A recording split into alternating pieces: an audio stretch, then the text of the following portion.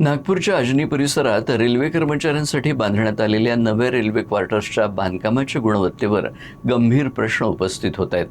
अवघ्या 3 ते 4 वर्षांपूर्वी बांधलेल्या या क्वार्टर्समध्ये आता प्लास्टर उखडणं आणि पावसाळ्यात छतातून पाणी गळतीच्या तक्रारी समोर आल्या आहेत. सेंट्रल रेल्वे मजदूर संघ अर्थात CRMSनं या संपूर्ण प्रकरणाची उच्चस्तरीय तांत्रिक चौकशी करण्याची मागणी रेल्वे प्रशासनाकडे केली आहे.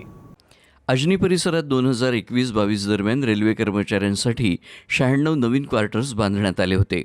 जुन्या आणि जीर्ण रेल्वे निवासस्थानांच्या समस्येला सामोरं जाणाऱ्या कर्मचाऱ्यांना या नवीन घरांकडून मोठ्या अपेक्षा होत्या. मात्र बांधकामाला 3 ते 4 वर्षे उलटत नाहीत तोच या निवासस्थानांमध्ये अनेक त्रुट्या समोर येऊ लागल्या आहेत. कर्मचाऱ्यांच्या म्हणण्यानुसार अनेक क्वार्टरच्या बाहेरील भिंतींवरील प्लास्टर उखडून गेलाय, तर पावसाळ्यात काही घरांच्या छतातून पाणी गळत आहे.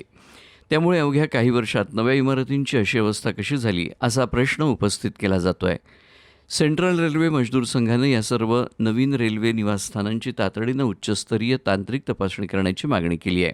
तसंच ज्या ठिकाणी प्लास्टर उखडणं, ओलावा आणि पाणी गळतीची समस्या आहे तिथं कायमस्वरूपी दुरुस्ती करण्याचीही मागणी करण्यात आली आहे.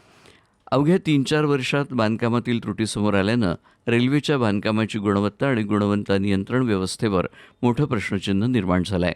आता या प्रकरणी रेल्वे प्रशासनाकडून नेमकी काय कारवाई केली जाते हे पाहणं महत्त्वाचं ठरणार आहे.